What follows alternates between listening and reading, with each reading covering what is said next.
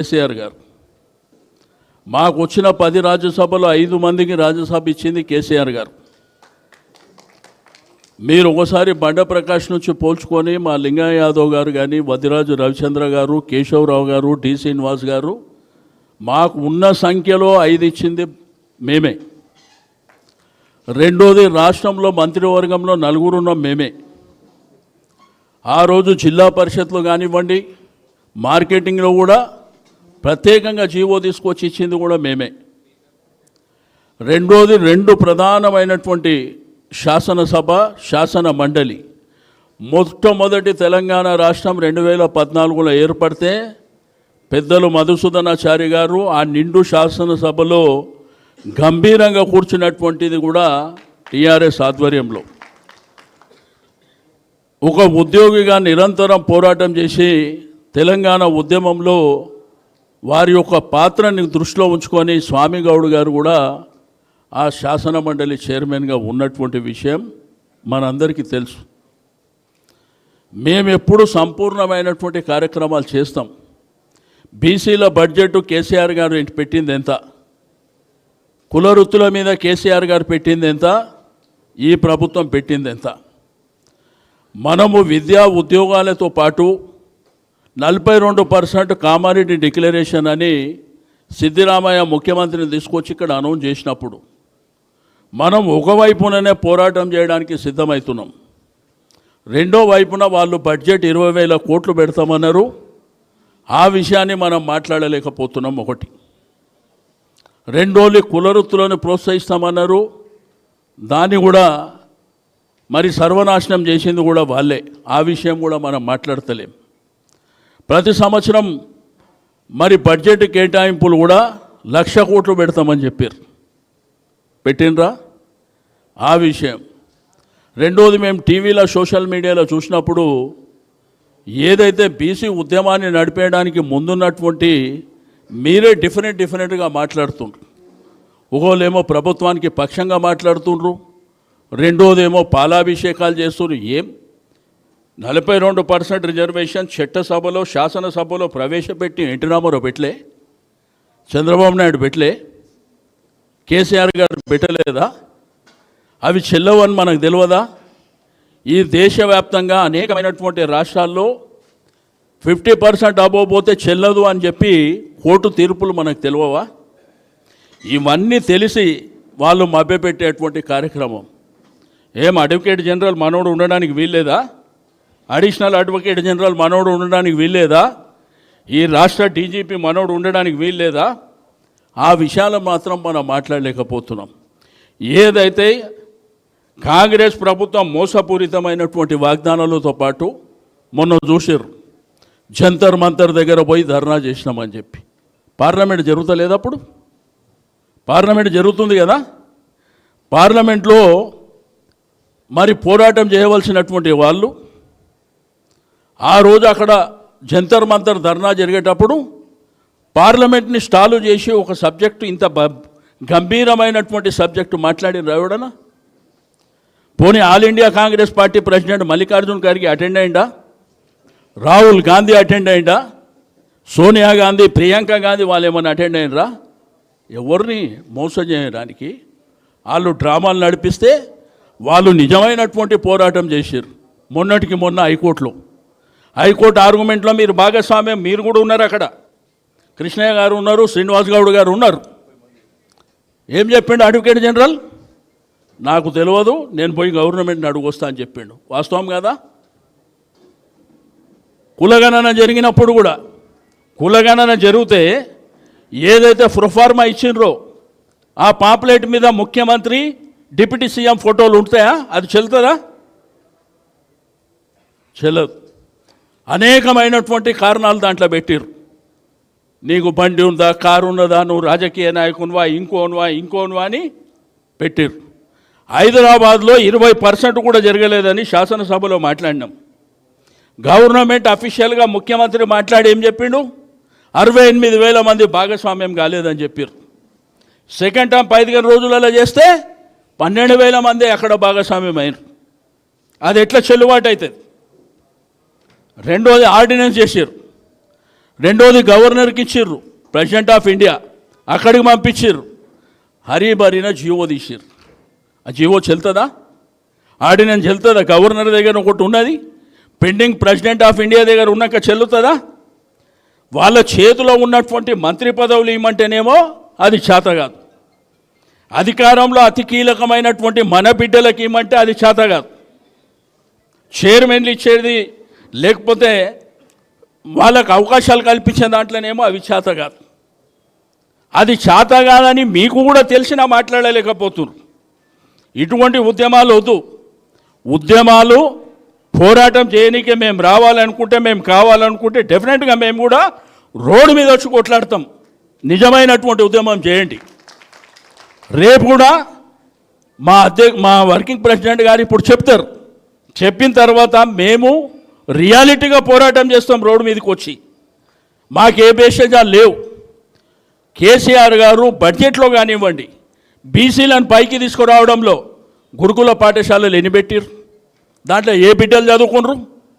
ఈరోజు రైతు బంధు ఇస్తే అధిక భాగం రైతు ఎవరికి భూములు ఉన్నాయి? ఈ బీసీ బిడ్డలకే భూములు ఉన్నాయి 70%. వాళ్ళకి దొరకలేదా? కళ్యాణ లక్ష్మి పెడితే ₹1,00,000 కళ్యాణ లక్ష్మి పెడితే అధిక భాగాన ఉన్నటువంటిది మన బిడ్డలే. ఇట్లా సంపూర్ణమైనటువంటి కార్యక్రమాలు మన ప్రభుత్వం చేసింది. నేను ఒక్కటే చెప్తా, ఈరోజు ఉస్మానియా యూనివర్సిటీ అనేది మన యొక్క రాష్ట్రం, దేశం కాదు, ప్రపంచంలోనే ఉస్మానియా యూనివర్సిటీ అనేది మరి అతి ప్రాధాన్యత ఉన్నటువంటి యూనివర్సిటీలో ఆ వైస్ ఛాన్సలర్ రవీందర్ యాదవ్ గారికి ముఖ్యమంత్రి గారి దగ్గరికి నేనే తీసుకుపోయి రిప్రజెంటేషన్ ఇచ్చిన.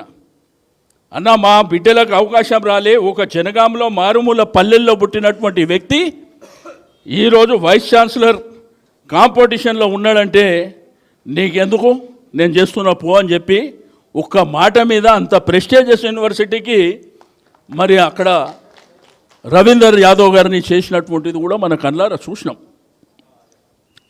కాబట్టి నేనేమంటా అంటే, ఎవరు ఏది ఉన్నా కానీ తప్పకుండా మన బిడ్డల కోసం మీరు కొట్లాడుతున్నారు, అనేక ప్లాట్ఫామ్ మీద కొట్లాడుతున్నారు.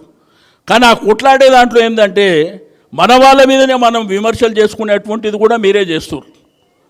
మంచో చెడో కొట్లాడదాం, 100% కొట్లాడుకుంటూ ముందుకెళ్దాం. జస్టిస్ ఈశ్వరయ్య గారు ఆయన ఒక ఉన్నతమైనటువంటి వ్యక్తి, జడ్జిగా పనిచేసినటువంటి వ్యక్తి. ఆయన క్లియర్గా చెప్తున్నాడు ఇది చెల్లదు చెల్లదు అని. ఆయన మీద కూడా విమర్శలు చేశారు. కాబట్టి నిజమైనటువంటి పోరాటాన్ని మీరు ప్లాన్ చేయండి.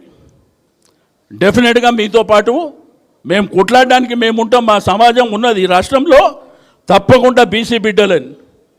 కేసీఆర్ గారే శ్రీరామ రక్ష ఈ బీసీలకు. డెఫినెట్గా రాబో కాలంలో అసెంబ్లీ సీట్లు పెంచమంటారా, పార్లమెంట్ సీట్లు పెంచమంటారా, నామినేటెడ్ పోస్టులు పెంచమంటారా, ఎమ్మెల్సీలు కూడా సార్ కేసీఆర్ గారు చాలాసార్లు లేదమ్మి ఈ పేద వర్గాలకు కనీసం అసెంబ్లీలు కూడా లేవు, మనల్ని వాళ్ళని తీసుకుపోయి శాసన మండలికి కానీ పార్లమెంటు రాజ్యసభకు తీసుకుపోదామని చాలా సందర్భాల్లో మా సమక్షంలో చెప్పినటువంటి వ్యక్తి. ఎన్ని తప్పులు జరిగినాయి? వాళ్ళు డే 1 నుంచి 42% రిజర్వేషన్ ఏమేమి వాళ్ళు చేసే డ్రామా ఏందో తెలియదా? లోకల్ బాడీ ఎలక్షన్లు వస్తున్నాయి, గవర్నమెంట్ ఫెయిల్యూర్స్ విపరీతంగా అయిపోయినాయి, ప్రజలు రైతాంగం అందరూ రివర్స్లో ఉన్నారని ఈ డ్రామా తీసుకొచ్చారు.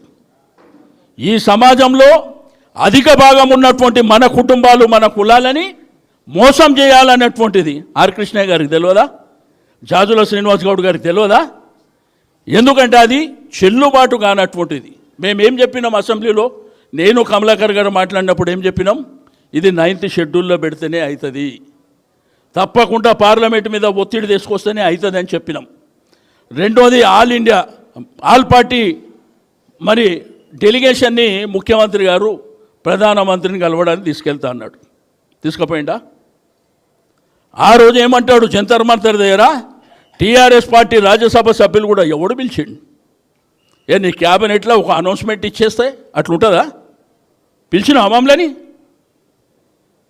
రెండోది ప్రెసిడెంట్ ఆఫ్ ఇండియా, ఇప్పుడు మీరు గవర్నర్ని కలిసారు, మన కుల సంఘాల నుంచి కూడా మనం చాలా సందర్భాల్లో కలిసినాం. ప్రెసిడెంట్ ఆఫ్ ఇండియా ఒక 50 మంది పార్లమెంటు సభ్యులు వచ్చి మిమ్మల్ని కలుస్తారంటే ఏ అవకాశం ఇయ్యదా? చేసిన రా పని. జంతర్ మంతర్ దగ్గర 3 రోజులు ఎంజాయ్ చేసి డ్రామాలు చేసి ఆ నెపాన్ని మా మీద నెట్టి నిన్న మొన్న ప్రెస్లో కూడా మాట్లాడినప్పుడు వాళ్ళ మంత్రులు వాళ్ళ నాయకులు ఏం మాట్లాడుతున్నారు, బీజేపీ వాళ్ళు టీఆర్ఎస్ వాళ్ళు మోసం చేస్తున్నారని. మేము అసెంబ్లీలో సపోర్ట్ చేయలేదా? మేము అసెంబ్లీలో సపోర్ట్ చేసినాం, సంపూర్ణమైనటువంటి సహకారం ఇస్తామని చెప్పినాం. కానీ రేవంత్ రెడ్డి గారికి నిండు శాసనసభలో చెప్పింది, నువ్వు ఏం చేస్తావో చేసుకో, 42% రిజర్వేషన్ చట్టం ప్రకారంగా అయితేనే నువ్వు ఎలక్షన్ బో, లేకపోతే మా దమ్మేందో చూపిస్తామని చెప్పినాం. నేను ఈరోజు కూడా చెప్తున్నా, మనం నికాసుగా నిలబడి కొట్లాడదామంటే చెప్పండి, తెలంగాణ రాష్ట్రంలో అగ్గి పుట్టేసేస్తాం. ఎవడు శాసనసభ్యుడు, పార్లమెంట్ సభ్యుడు, మంత్రులు కూడా తిరగనీయం. అంత సమాజం ఉన్నటువంటి కులాలకు సంబంధించిన వాళ్ళం. కాబట్టి మనం కొట్లాడేది జాగ్రత్తగా కొట్లాడతాం, అంతేగాని మోసం చేసి ఇవన్నీ మనకు తెలియదు. ఆర్ కృష్ణయ్య గారు తెలియదు, ఎప్పటి నుంచో ఉద్యమం చేస్తుండు, ఇప్పుడు కాదు, నా చిన్నప్పటి నుంచి చూస్తున్నా. ఆ తర్వాత శ్రీనివాస్ గౌడ్ గారు చేస్తున్నారు, కృష్ణమూర్తి గారు చేస్తున్నారు, మీతో పాటు చాలామంది చేస్తున్నారు, నేను చిన్నప్పటి నుంచి చూస్తున్నా. కానీ ఈ చట్టాలు, ఈ రిజర్వేషన్లు మనకు తెలిసిన తర్వాత కూడా మనమే చెప్తున్నాం, పాలాభిషేకం చేద్దామని మనమే చెప్తున్నాం, ఏదో ముఖ్యమంత్రి గారు ఛాంపియన్ అయినారని చెప్పి మనమే చెప్తున్నాం. క్యాబినెట్ ఖాళీ ఉన్నది కదా, క్యాబినెట్లు ఇంకా 3 తీసుకోవచ్చు కదా, ఏమని చెప్పండి. ఎవడబ్బా జాగిరి ఏమని చెప్పండి, మన బీసీలకే ఏమని చెప్పండి. అంటే కీలకమైనటువంటి పోస్టులు ఈ ప్రభుత్వంలో అధికారంలో ఉన్నటువంటి అధికారుల పోస్టులు ఏమో వాళ్ళకి కావాలి, అంటే మిగిలినకేమో మనకు బిచ్చం వేస్తారు. మనం అడుగుతుంది ఇప్పటి నుంచి బిచ్చం కాదు, మనకు రైట్ రాయల్గా మన హక్కు. ఎందుకంటే తెలంగాణ సమాజంలో ఎవరైతే బీసీ బిడ్డలు అవేర్ ఎప్పుడైనరు, కేసీఆర్ గారు గురుకుల పాఠశాలలు పెట్టిన తర్వాత, ఇంజనీరింగ్ డిగ్రీ కాలేజీలు పెట్టిన తర్వాత, సంపూర్ణంగా పిల్లలందరూ బీసీ రెసిడెన్షియల్ పాఠశాలలు పెట్టినాక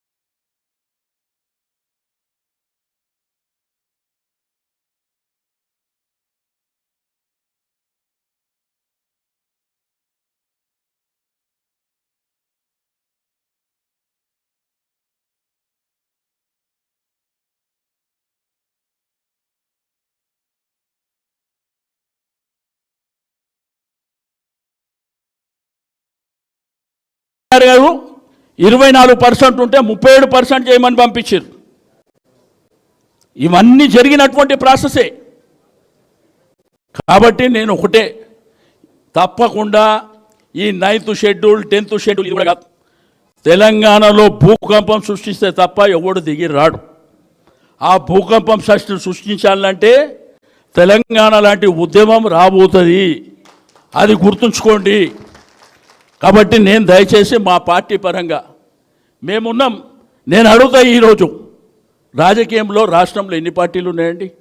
మేమున్నాం, కాంగ్రెస్ ఉన్నాం, బీజేపీ ఉన్నాడు, ఇంకా చిన్న చిన్న చిత్కా పార్టీలు ఉన్నాయి. మా దగ్గర ఉన్నటువంటి బీసీ లీడర్షిప్ ఏముందని ఉందా? 50 మంది స్టాల్వర్డ్స్ వెళ్తారు ఇళ్ళకి. మా యువకులు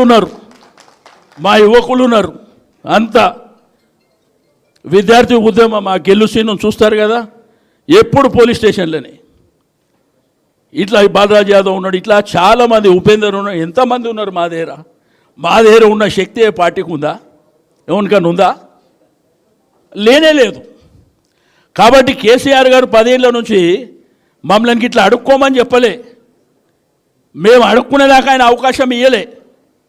అందరినీ సమానంగా చూడటమే కాకుండా ఏ తెలంగాణ భూభాగంలో బీసీ సమాజం ఎక్కువ ఉన్నదో వాళ్ళని అందలం ఎక్కించేటువంటి ప్రయత్నం జరిగింది. ఇంత పెద్ద గ్రేటర్ హైదరాబాద్ గుండెకాయ హైదరాబాద్ తెలంగాణ రాష్ట్రానికి.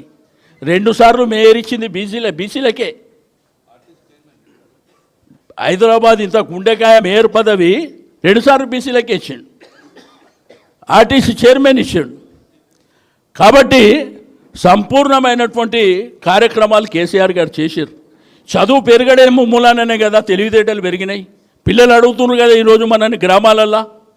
తెలంగాణ బీసీ ఉద్యమం ఇప్పుడు కాదు, నేను 35 ఏళ్ళ నుంచి చూస్తున్నా. కానీ ఇప్పుడు వచ్చినట్టు ఎప్పుడు రాలే. దాని వెనుక కారణాలు కూడా కేసీఆర్ గారే. బ్రహ్మాండంగా చదువుకున్నారు పిల్లలు. ఒక్క పిల్లగాని వెనుక, ఒక్క పాప వెనుక 1,25,000 ప్రభుత్వమే ఖర్చు పెట్టింది. ఇదంతా జరిగినటువంటిది. కాబట్టి ఇవన్నీ దృష్టిలో ఉంచుకొని నేను పెద్దలు ఆర్ కృష్ణయ్య గారికి, శ్రీనివాస్ గౌడ్ గారికి కూడా చెప్పేది ఒకటే, మనం ఫైట్ చేసేది మన సమాజం కోసం చేస్తాం. డెఫినెట్గా మీకు పేరు రావాలి, మాకు పేరు రావాలి. మనం నిక్కచ్చిగా పోరాటం విజయానికి, నిజాయితీగా పోరాటం చేయడానికి మీరు నిలబడండి. తప్పకుండా మనం అందరం ముందుకెళ్దాం. అరే Congress party, all India Congress 130 ఏళ్ళ చరిత్ర ఏ రోజైనా చూసినామా? అసలు బీసీలను పైకెదిగేటువంటి ఎవరిని అడిగినా చెప్తారు కదా, ఏ పార్టీ ఆ పార్టీ అంటే ఒకటే కులం పార్టీ అని చెప్తారు. అది మనకు తెలియదా? వాళ్ళకు ఉంటుంది కడుపులో ఒకటి బయట ఒకటి. కాబట్టి మన కడుపులా బయట పెట్టుకొని కోసేటువంటి ప్రయత్నం ఆడ జరుగుతుంది. కాబట్టి ఎవడో బిచ్చం ఇచ్చేదేంది, ఎవరిని అడిగేదేంది, అడుక్కునేదేంది? తప్పకుండా సమాజాన్ని లేపుదాం, కొట్లాడదాం, కొట్లాడి సాధిద్దామని చెప్పి తెలియజేస్తూ సెలవు తీసుకుంటాం.